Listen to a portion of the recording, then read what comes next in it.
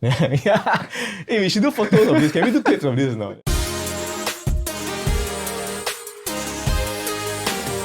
Welcome to the Wild and Wise podcast, a place for creative business minds as we explore stories and concepts on how we stay ahead in a really fast, crazy world, right? We dive, as usual, always into the concept of reinvention, where work, identity, and technology are constantly evolving, colliding, clashing. We just want to uncover ways, ideas, and stories on how do we navigate this. And today we have a really cool guest, the creative, the most funky, awesome Mr. Toby. Welcome to the show, dude. Thanks for having me. I don't know about cool, but I try. So Toby, for those who do not know who you are, who are you and what do you do? I'm Toby, also known as Tobyato. I've been a visual artist in Singapore for about 5-6 years. Yeah. And my main thing that I do is illustration, but on a range of different things. So I illustrate and I use them for brand collaborations, wall murals, etc. Amazing. Yeah, I've seen a couple of your murals around I town. hope so. Yeah. How many pieces of work do you have in town? How do you define town? Like central? Central area, or I mean, maybe even how many pieces of work do you have in Singapore? Like, you know, that we can see. Is there a number? In Singapore, I've never counted, but more recently, I did a run around town, visiting all my publicly accessible artworks. Amazing. So it was a 11 km route. Yeah. I'm not sure if you saw. I think you might have. Yeah, I've seen it on your Instagram. So it's 10 artworks within that 11 km route from Tanjong Pagar to MBS and everything in between. Super cool, man. Yeah. Super cool. How do you feel when you go for that run and you see your pieces of work around you? It's one of those instances where you stop yourself and realize how much you've done. Yeah. If I didn't have the idea to go on a run, I might not have known how many pieces I have, but I actually do.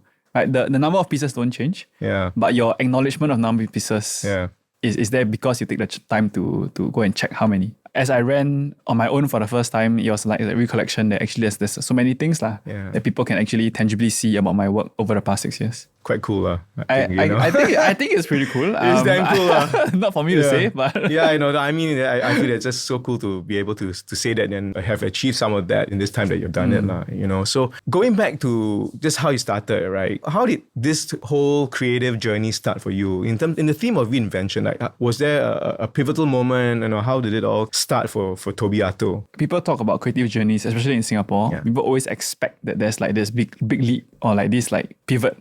Or this like, wow, this big romantic idea of taking a leap into the unknown. At the end, there's nothing wrong with that, but I think that doesn't always have to be the case. So for me, it was more of like a gradual jog. So I was always a science student. I was a science kid that liked to draw. And I never pursued it not even as a career, but in school. So I did science all the way until JC. And only after JC, I decided to pursue arts in university. So in university, I was behind all my peers that had like years of art education. So one thing I realized very quickly was I learn best by doing. So I started taking on freelance projects and gradually learning the different softwares. I started enjoying the freelance process in terms of getting projects to do, learning the softwares, seeing my work out there in the wild. And then thereafter, that slowly kind of progressed into a career. So it's more about that slow next step, as opposed to like a whoop, 3-point turn, whoop. Yeah. So there was none of that cool like drifty Vin Diesel drifting. No, there wasn't. So it was just a like a slow trudge on, and then some higher than others, but then it was just trudging along. Yeah. What was your mindset? You know, if you kind of go back before in the theme of reinvention on just kind of trudging along or just putting the work, you know, to get better. What was your mindset? What was going on through your mind as you were kind of journeying through these changes and transitions? You know? Now my probably mindset is probably quite vastly different. But I think looking back when I first started, it was more incremental steps. So when I first started, it was just to learn the software.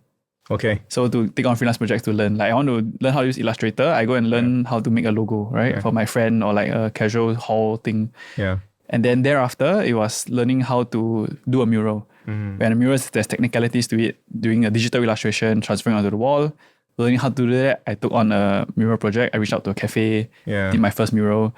So it was kind of more like near future goals. That after I graduated, translated to making it a career for the next 1 year. Like let's try, be a full-time artist. I never thought I would be, but let's try. Wow. 1 year, then maybe it can work. Then maybe the next small goal would be pushing that artist brand a bit more, working with brands that I admire, like in street culture. Yeah. And then that slowly that started to happen, and then there's another year, and then so there's a lot of near-sighted goals that like you kind of move towards. Yeah. And I think that was kind of the mindset, just kind of making it work. But obviously that has shifted. Yeah. I think making it work was the last like near-sighted goal that I had. Not near-sighted lah, near future goal. Because making it work was supposed to be, I guess, difficult. I mean, not saying it was easy, but in some sense, I have made it a career lah. So now I'm still looking for that next near future goal. Yeah. It's never an easy path, right? And being an independent entrepreneurial kind of guy doing your thing. If there were, I know you also do talks in schools and all that. And hopefully this reaches a wider audience, right? And if you were to kind of tell students or people beginning on their journey that maybe someone even older, my age, for example, and exploring this journey, of like, okay, maybe I should do something different. Yeah. But let's talk about the students first. What are the one or two mindsets, stories that you would tell, to say, hey, this is a way you could explore in a career like this? What do you usually say? What goes through your mind? And So in my experience, actually talking to kids and students is not too different from talking to older people. I think it's because we're all Singaporeans. Yeah. Right? And when you mention that you're an artist or a creative in Singapore, it usually draws more questions than answers. And I think the analogy I like to use is the typical story of Chinese New Year. When relatives are asking how you're doing, all of like really care and concern. Not all of them have malicious intent, but I think in general, obviously in some sense, be it not just Chinese New Year, Hari Raya, there's always that sentiment where relatives are checking on you. Yeah. When that happens, you are primed to try to sell yourself, to explain what you're doing. And I think that kind of selling yourself works both for kids and older adults. Yeah. And in Singapore, in the practical, pragmatic or materialistic society that we are, I think what's really gets people convinced is the projects that you do, the tangible projects that you do. Yeah. And I think for me, that is thankfully something that I'm grateful to be able to say, because when you say you're an artist, usually people think you do exhibitions, galleries and stuff like that. And that's not what I do at all. Yeah. So I work with brands, and then when I say brands, I say like Nike, Samsung, Levi's, Asics, Hugo, Emporio Armani, and then like blah, blah, blah, blah. And then they go like, oh, actually, okay, this guy's doing okay. Yeah. So I think the reaction is kind of the same for adults and kids. Yeah. But I think the delivery is a bit different. Yes. For adults, probably like, it's more about convincing that I'm doing okay. Like there is actually a career path I'm working on.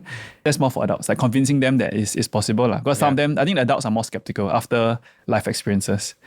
Even though the content of what I'm sharing is the same, for kids, it's more about getting them curious and sort of surprised that this is possible.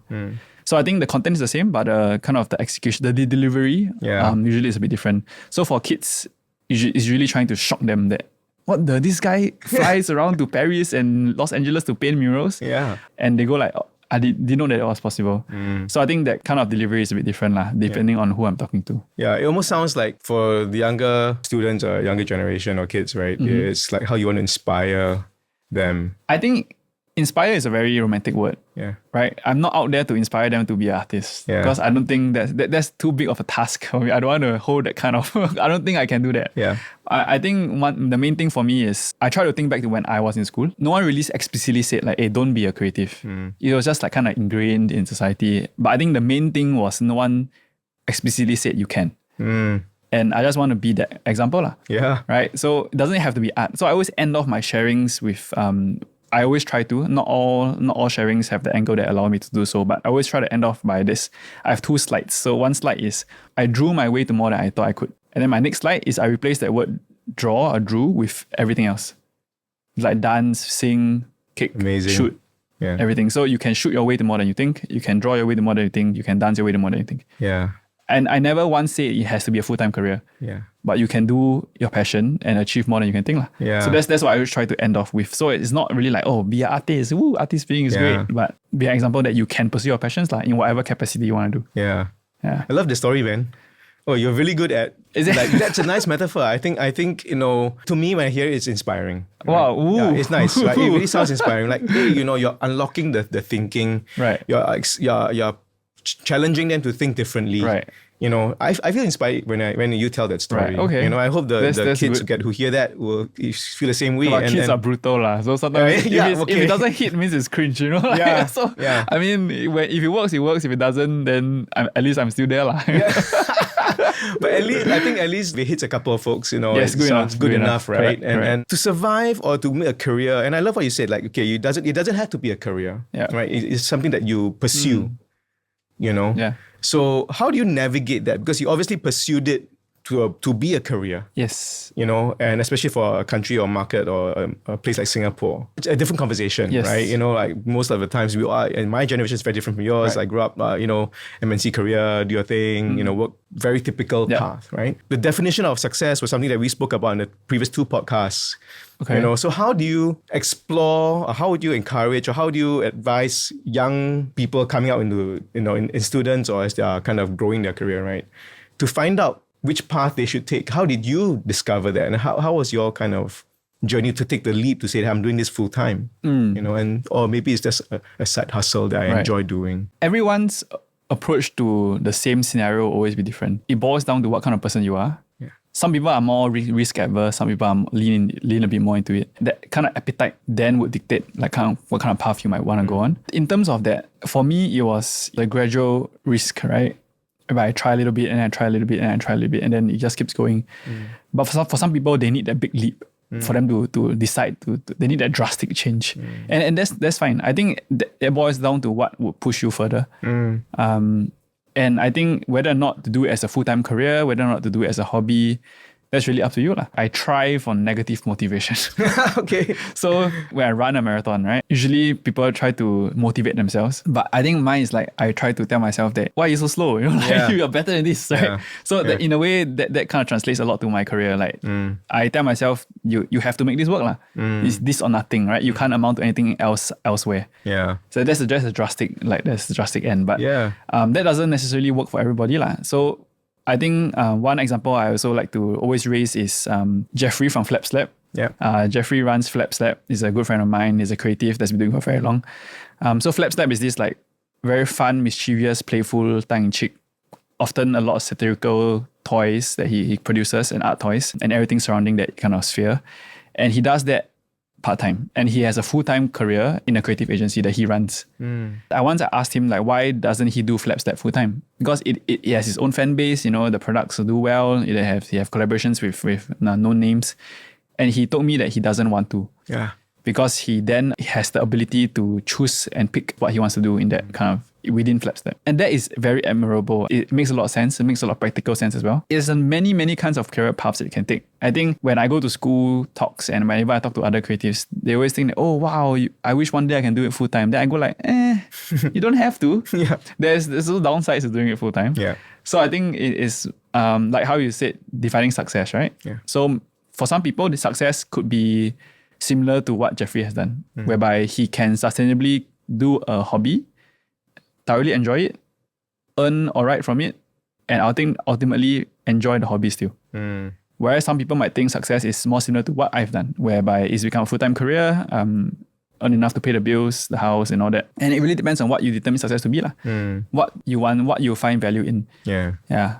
So I think that kind of... Love it. Yeah, I guess. No, that's good. I love the what you're sharing, right? And essentially, if you kind of think about it, it's really getting clarity of what you want in the phase of life that you're in, because it changes. Yeah. Now you're a married guy. It was very different when you were a student, For sure. and before you got married, so on and so forth, right? How do you navigate that? Are there any thoughts, mental models, or just kind of emotions that help you stay focused or recalibrate or reassess or reinvent your journey as a creative or doing creative as a career? I think one of the main things that I've unconsciously done over the past 6 years is every stage of my career, I've been quite reactive in terms of the situation that I was in. For example, social media, I was also reactive to kind of lean a bit more into it in certain sense. Obviously not as well as some others might have. There are other creatives that have done very well in social media. in terms of having different life stages. It's also been reactive lah. So before the house, before the wedding and all that, obviously I had to work a lot harder. And so I was reactive enough to take projects that might not necessarily be as fun, but could pay the bills lah. I've been grateful to be able to be unconsciously reactive. It's not like I sit down and I plan my mind map and then I do like the board and then I put like threads and stuff. I've never been that kind of person, like not just a creative but as a person. I think I'm very reactive, which is why I think that the kind of the short near future goals kind of worked for me. So I knew that for this period of time, maybe I just need to do that. And I just did it. As opposed to like, I tell myself that, okay, you need to plan for the wedding, you plan for the house. That's why you do this. I just went, I gotta do this. And everything else in between was unconscious. That helped me. The reactiveness of how I approached it. But again, that's me. And that's only understanding looking back. I didn't know I was like that at the start. But I think acknowledging that this is the kind of person and creative I am helps now. Because now I'm worrying about the future, right? I try to convince myself more positively this time that if I've been able to reactively adapt over the past 6 years, then I should be able to continue to do so lah. So that's what I try to tell myself. Whether or not I can actually do it, I don't know. Maybe not, maybe yes. But that's kind of acknowledgement of over the past 6 years and then a more optimistic roadmap for the future. So it almost sounds like you're just navigating or just adapting, right? Like the stage of life comes, okay, I need to get this done, very clear, I need to achieve this, or I need to do these to go lah. You know, if not, then I will not hit your short-term goals. The tangible cues that you have to climb. And what would you tell anyone going through this phase, right? It's kind of like, okay, I want to get clarity on the next phase of my career. I'm here now. What lessons would you share or what thoughts would you tell that person to help that person navigate this transition? It's never going to be a continuous pace. For example, if let's say you're working towards a certain goal, once you get there, your finishing line will kind of shift.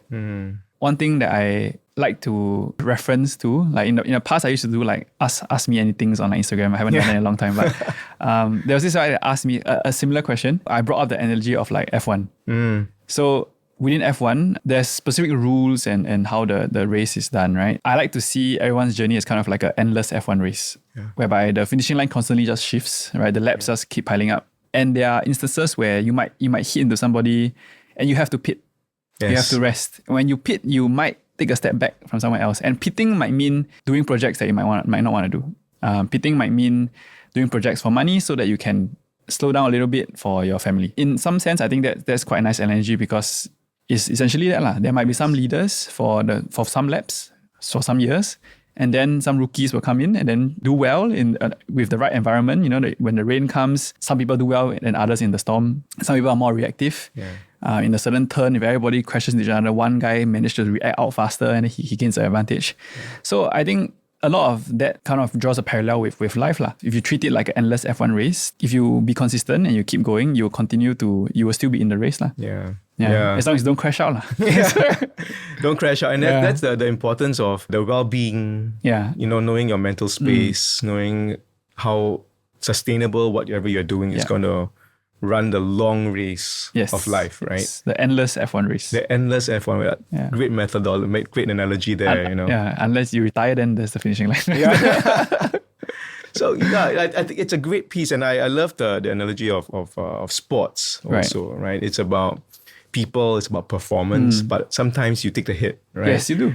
You take the hit, and this is how you bounce back up, pick yourself back up. You're never in this journey alone, right? All elite sports folks, usually have a cool team around them that helps them navigate changes, and helps them navigate wins and losses, you know, technical issues, all that. And that's why I know, similar to you, I love the story of sports. I think it's a great parallel. Yes. You know, I think you definitely will understand. Then you definitely with your history of sports. I know. Both of us do a lot of running, so I think there's some stories there. I think you do a lot of running. I barely scratched. I used to do a lot, but I still love running. My space to unwind, right? It's just my quiet time. It's my active meditation, I call it. Oh, right? yes, 100%. You know? You can. One thing I say is, so this is me being silly, right? I told myself you can wallow and meditate at home and be depressed, or you can wallow and meditate and run at the same period of time, and you can get healthy at the same time. So move. It's moving, man. Yeah, I love that. I agree with. I totally resonate with that. The same amount of time. When I first started doing sports, I was going through a tough time in my life also, and therefore I had to move. Right. Yeah. And that's what got me started. Yeah. Into endurance sports. Yeah. That. And then what? Maybe people ask, oh, is it a midlife thing and all that?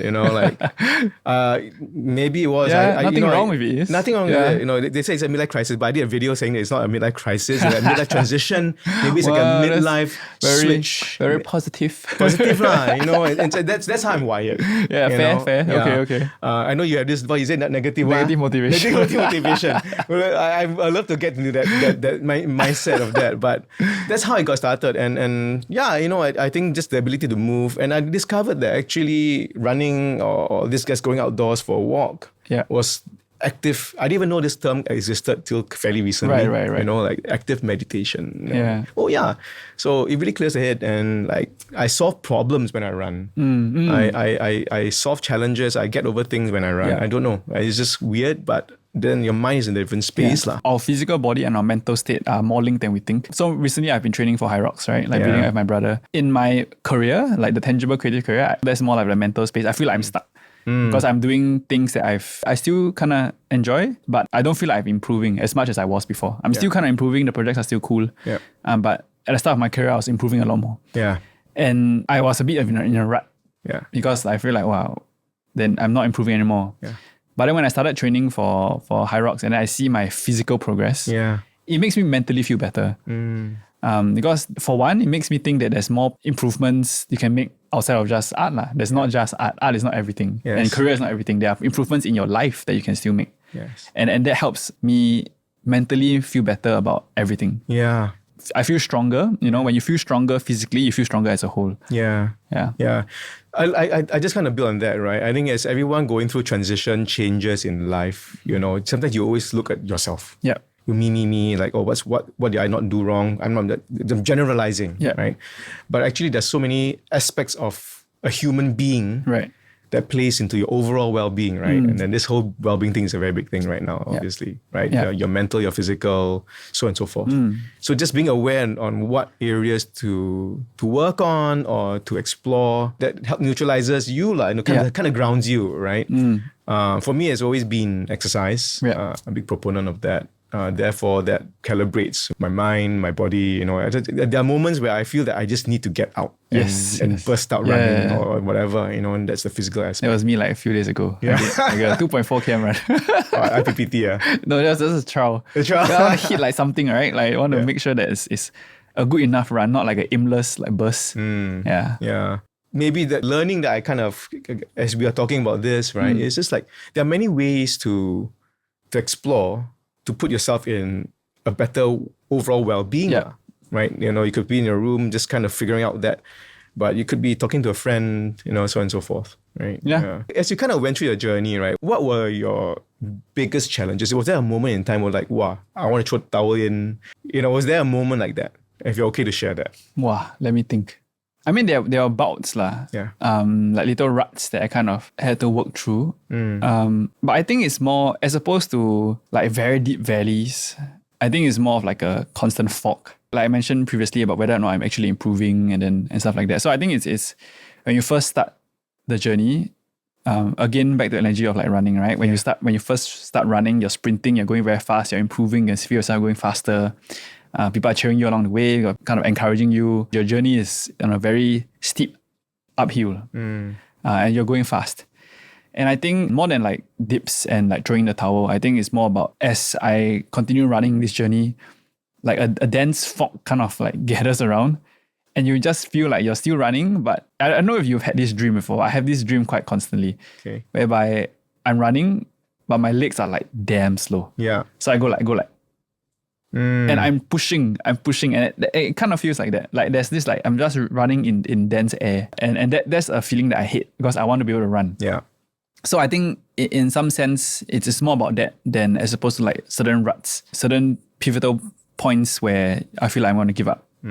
Obviously, there are points where the work gets a lot, where I stack on too many projects at once. You know, I bite off more than I can chew. Yeah. Those bits will always happen, but I think over the past 6 years, I just trusted myself that I'll get out of it lah. Yeah. And you will.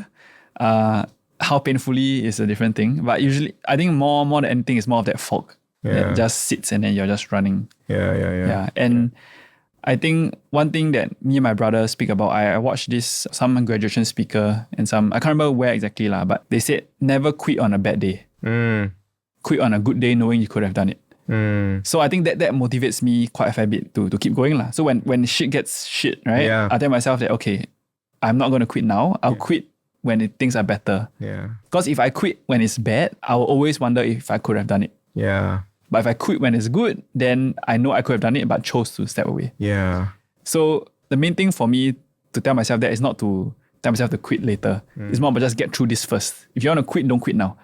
Get through it first, then you know you can do it, then you quit. Yeah. But I hope hopefully I never quit lah, right? But just to get through that kind of fog and like when it gets very dense. Yeah. I think, I love that phrase, that quote. I think we should compile a list of quotes that come up from this podcast. So it's like, there's so many good nuggets. I'm sure. So many. And I think it's just powerful, and we should put this out to the world. Right? One of the things I shared previously also was like, take on the toughest jobs. We spoke about this. Yeah. I think I spoke about this before also. And just, to me, taking on tough jobs, you get to learn so much about yourself, about everything else.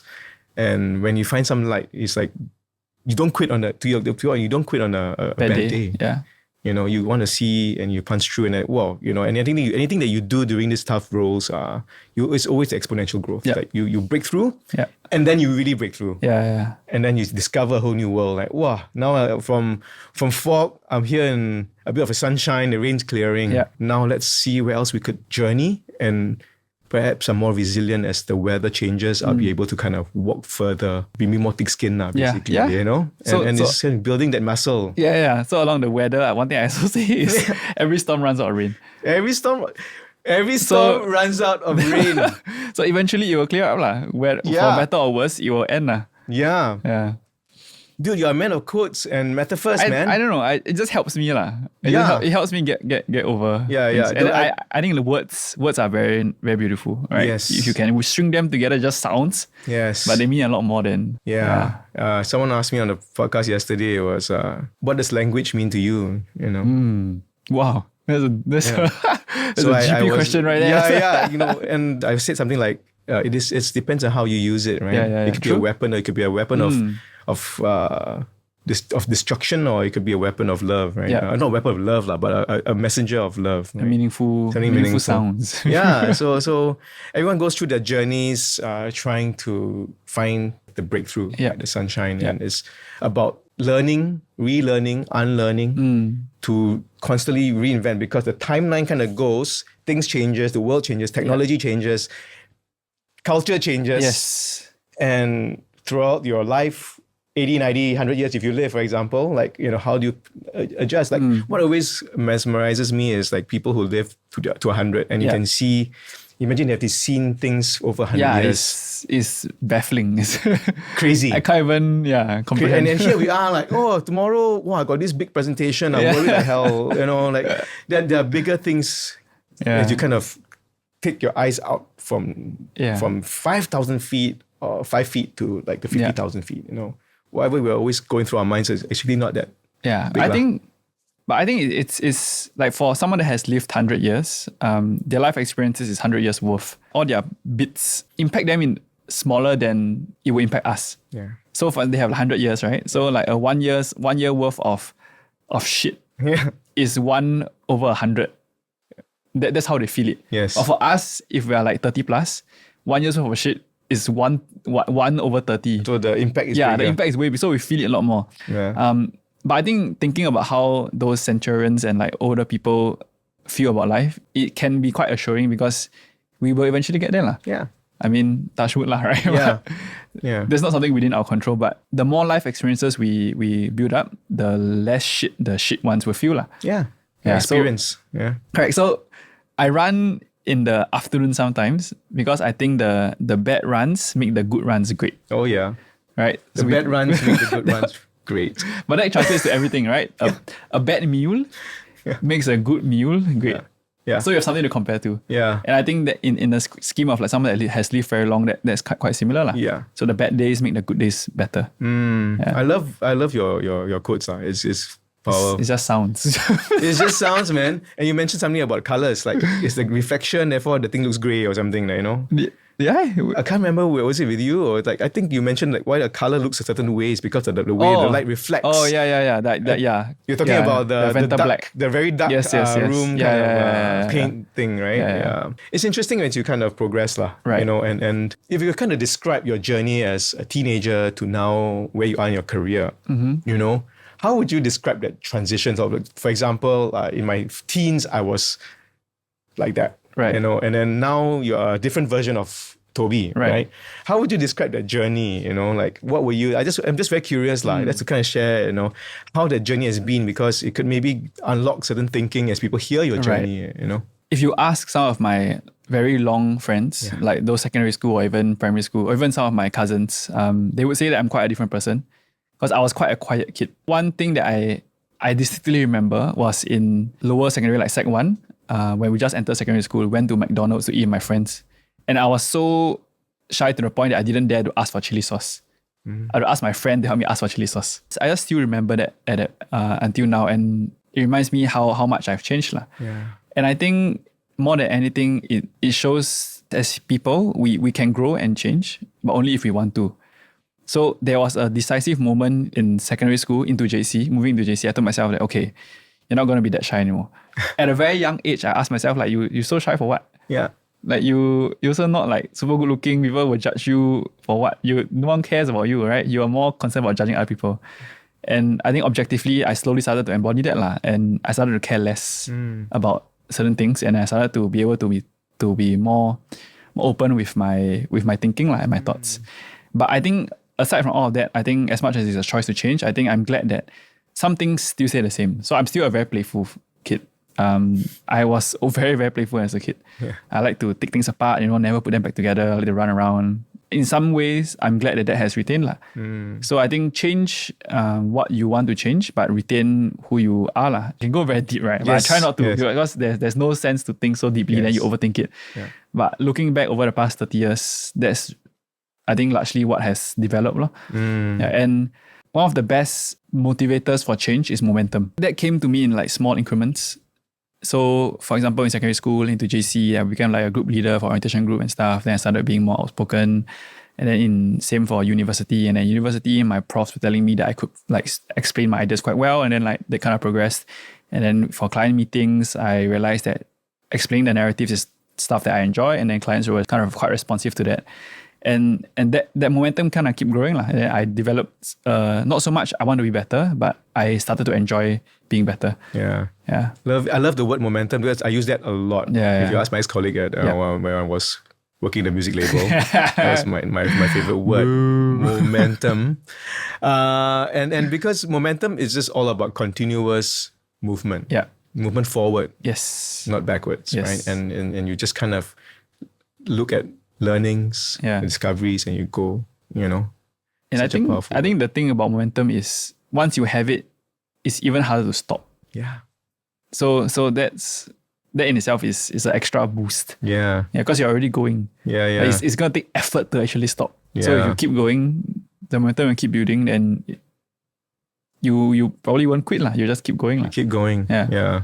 What are your motivators? It sounds like you were always leaning on something that you knew that you were kind of good at. Like you're like conceptualizing stories, for example, you mentioned that, right? It sounds like that you also like, I know what I'm good at. I kind of build on it as I discover what else is in store. I'm quite a glass half empty kind of person.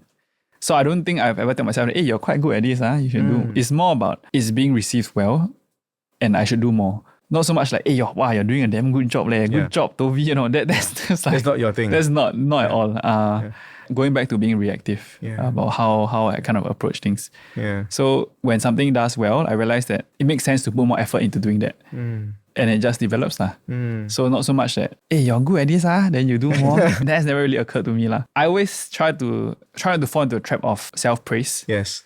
So the phrase I don't know why I said this when I was a kid. So self-praise is no praise. Yeah. So you can't say. So I strongly believe that everybody that says they're the shit is not the shit. Yeah. Other people need to say that you're the shit. Yes. So I try to embody that as much as I can. I always try to say that I enjoy certain things. I enjoy telling stories. I enjoy presenting about my work. Yeah. But I will try to catch myself and not say that, hey, I'm good at presenting. I'm good at talking. Yeah. Because that's not for me to say lah. Yeah. Right? Yeah. So that's kind of how I motivate myself. Whereby I enjoy certain things. I do more of it. And if it's being received well, I will do more of it. Love it. Yeah. So what energizes you, like you feel great about it, you just do more of it. Yes. Right? And in business terms, it's like the market will determine your value. Correct.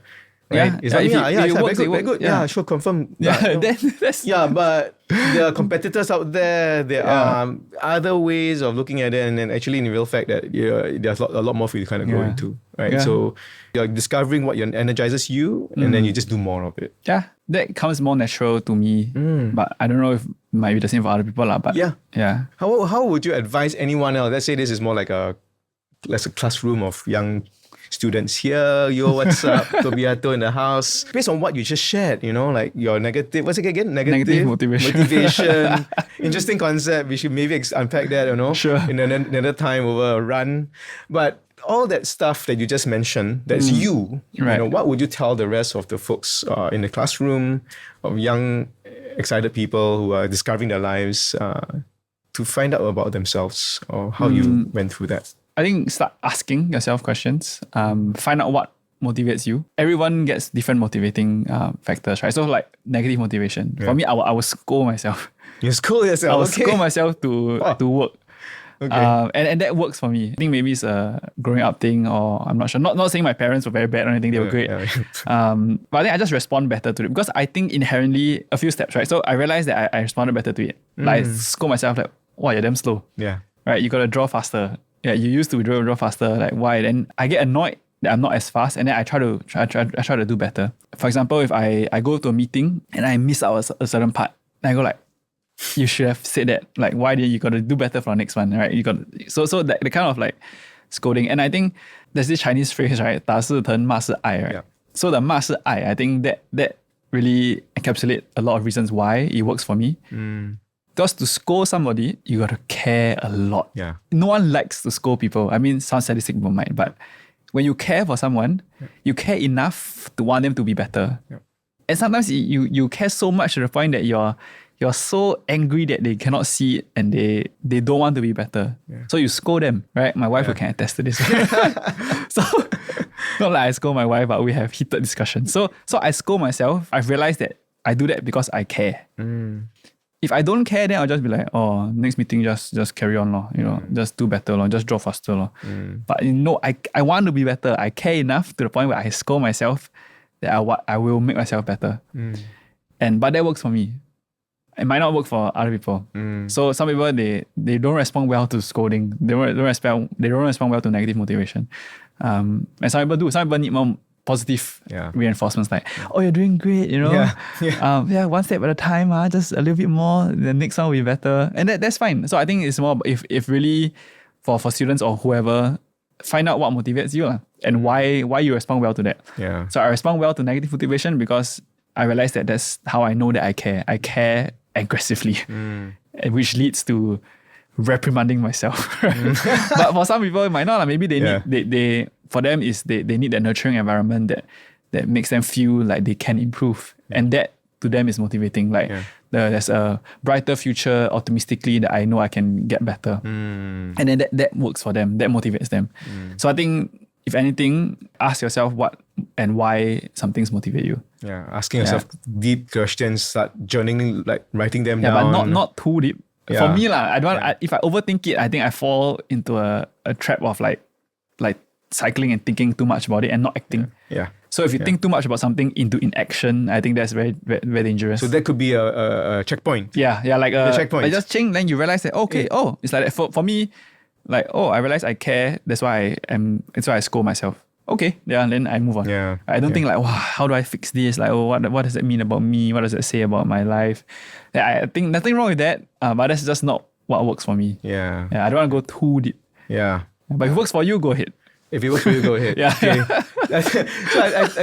Nice perspective, right? You are very aware. You're self-aware. I try to be lah. Yeah, you're self-aware, or you try to be as aware of You how you catch feel. yourself. You catch yourself. Yeah, I use this phrase a lot in sessions also, like catching the Pokemons, catching what you're doing good, I could do better. Yeah. Just being very aware of it will help you get some clarity, and then don't lose that thought. Just kind of write it down, come back to it again. Yeah. I think that's just the self-reflection, the self-awareness, that will give you the momentum to like just steps forward to peel the onion a bit more. Yes. But don't peel too much.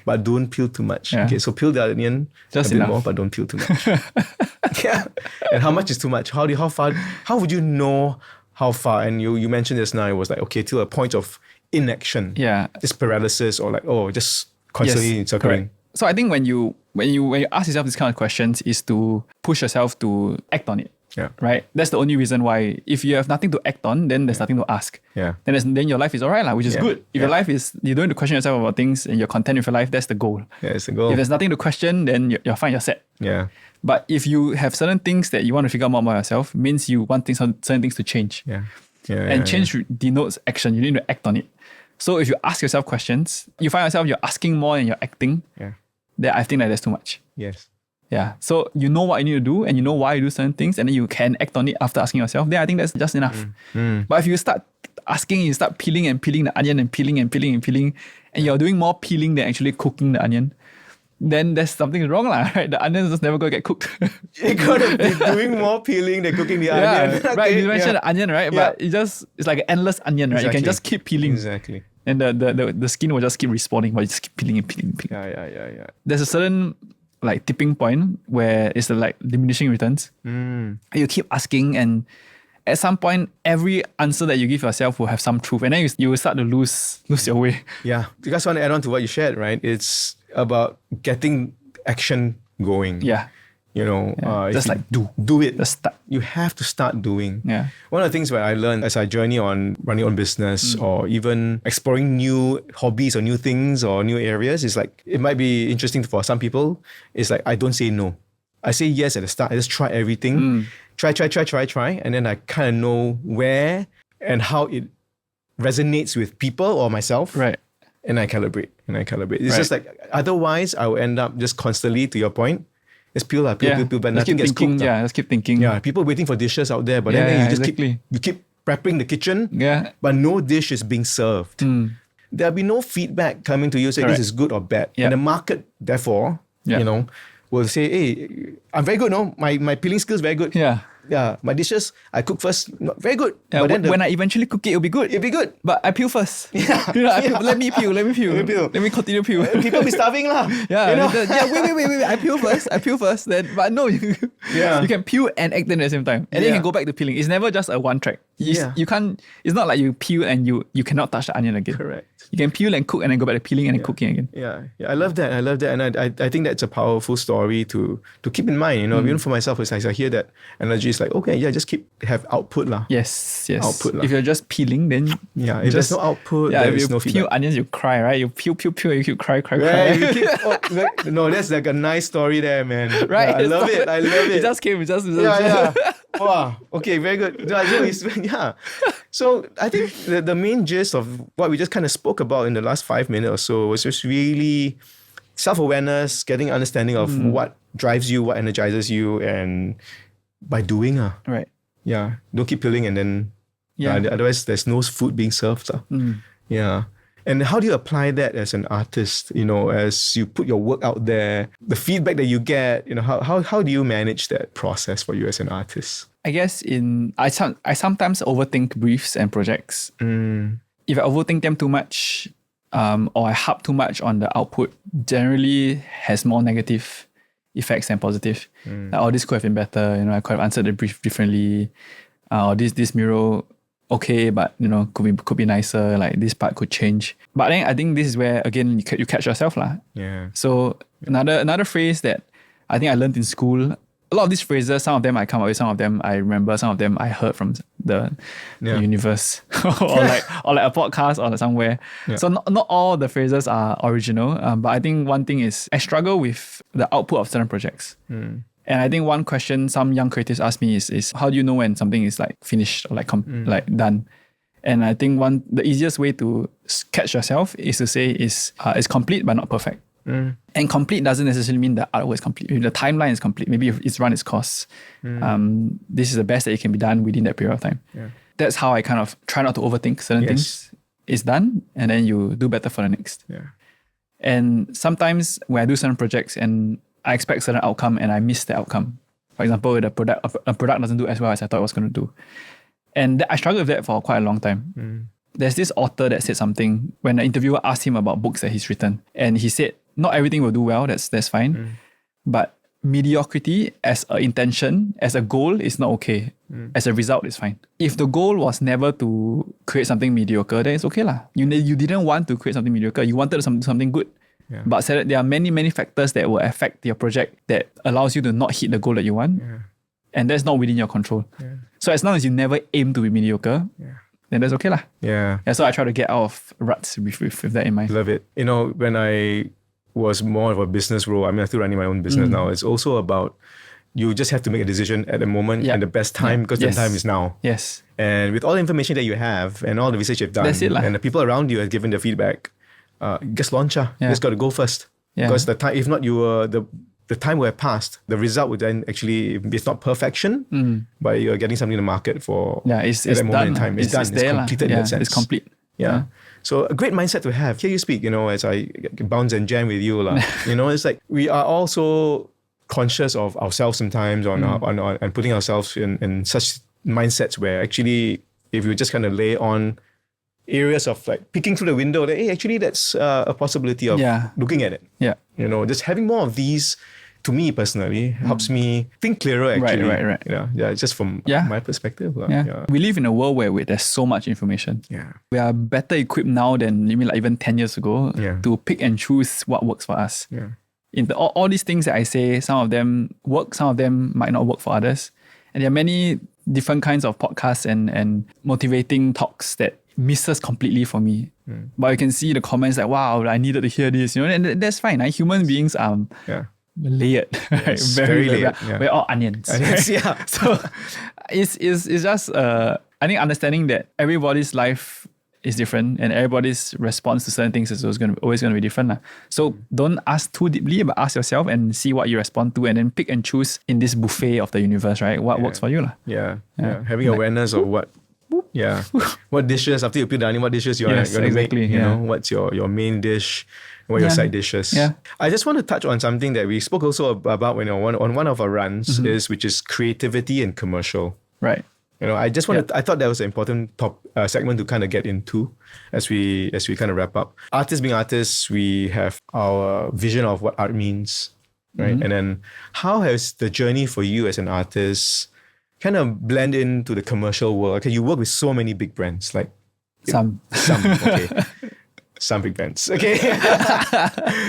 Check out his IG or whatever, you know what kind of brands he works with. How do you manage to kind of blend this world? And is this world going to be evolving as you kind of progress through your journey? How do you envision that? So for me, being a commercial creative, there are two kind of main parts of how I look at it. So one part is a practical aspect. Commercial denotes commercial, right? So I'm not relying on grants. I'm not relying on selling physical artworks in gallery shows and exhibitions. I get commissioned by brands and clients to create artwork for them. And sometimes that involves profit sharing for products and stuff like that. So practically, it's a career. I'm thankful to have been able to make it a career, a sustainable career that I can pay my bills, put food on the table and all that. So that's the practical side of it. It's not something that I focus a lot on, but I'm grateful for. And I'm glad that it's the case. The other side of it is more of the intangible stuff. Where what kind of art do you enjoy making? For some people, they enjoy making art that people put in their homes and all that. I enjoy making art people can enjoy accessibly. What I mean by that is you don't have to go to a gallery and buy artwork and think about where you're going to put it at home. I like art that you can just enjoy instinctively. So I design a sneaker, you like it, you wear it, you buy it, you use it. I design a watch, it's nice, you wear it with your outfit. That's a creative, instinctive, accessible choice. And one of the most accessible artworks you can ever do is a public artwork. So I paint soccer courts in Singapore. In Ang Mo Kio, there's one. I get so much joy when I see people using it. If they don't like it, they'll find another court, and that's fine. If they like it, they'll go there and play. The people will travel. Some people have traveled very far just to play at that court because it's special. And if they don't like it, then they won't play at it. So I think that kind of intangible aspects of what kind of art you want to create is the reason why I also gravitated towards commercial, where the art making is the same, right? I talked about delivery a bit earlier on. Yes. So the art making, I can create an illustration. That illustration can translate into a canvas that goes in a gallery, or that illustration can be commissioned by a brand and put on a t-shirt. Like for example, Uniqlo, and then we sold like 500 t-shirts over one weekend with like stencils and stuff. And then people had access to that. I find a lot more value in that for myself as opposed to one or few people owning like a print. Something that people would like to wear, people like to enjoy and appreciate in a very instinctive sense. Yeah. So that's how I look at it. Nice. So you almost have your vision of how your art translates, the way you approach it, like on courts, in murals, and having people in Uniqlo, being engaging with you, right, is something that you really energizes you. It sounds like it versus like one exclusive piece that you put in somewhere. Yeah, I think there's many kinds of artists lah. If it's something exclusive, obviously there's still value there, Of course, yeah. right? It's kind of a balance, like hyper accessibility, which means everybody gets access to it and no one gets access to it. And this delves a little bit into business, right? You cannot do too much of both. If you're always in the middle, then there's no kind of variation in terms of what you do.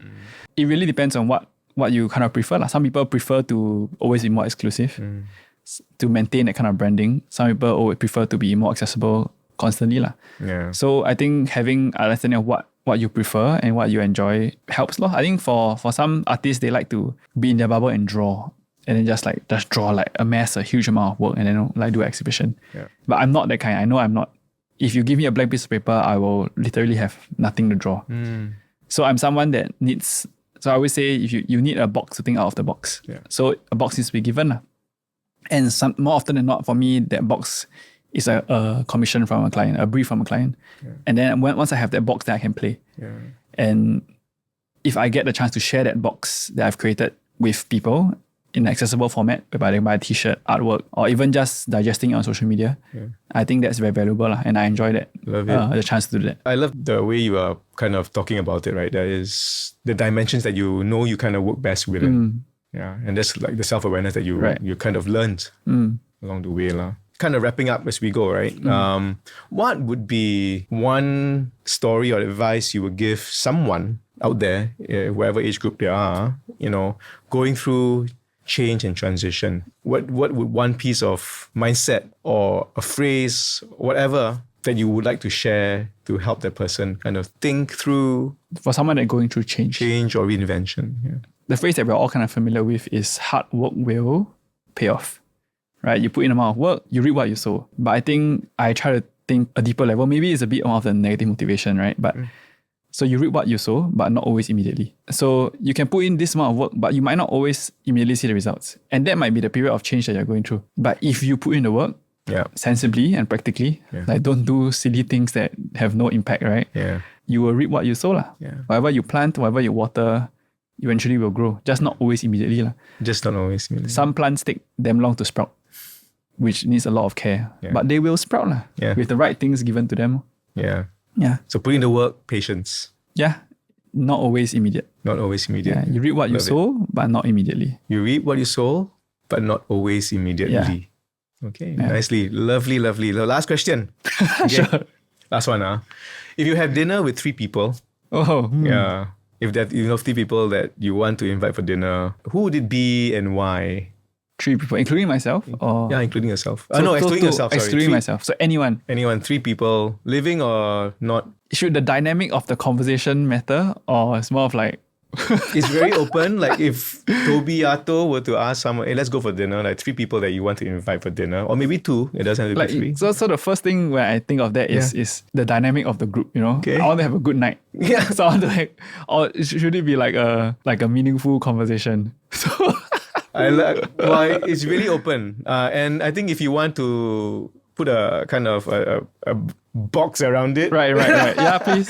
Put a box around Yeah. is 3 people that you feel that you really want to learn from. Learn from.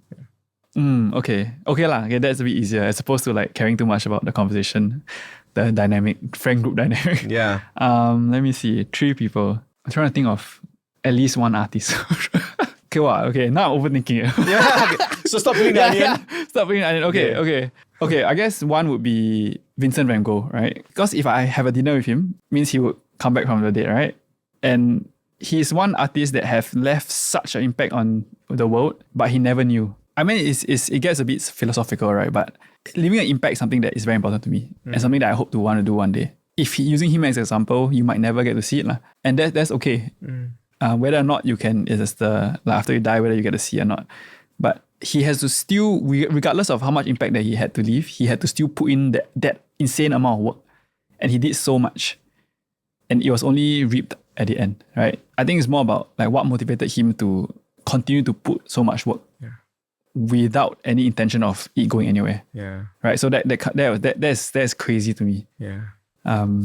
It's a lot easier for us to see roadmaps and impact now because our works are more tangible. There's social media, there's archives and all that. But in the past, there was never that. There's a Van Gogh museum, and then like people are calling him the most prolific artist of that period of time and all that. So that's something that I wonder.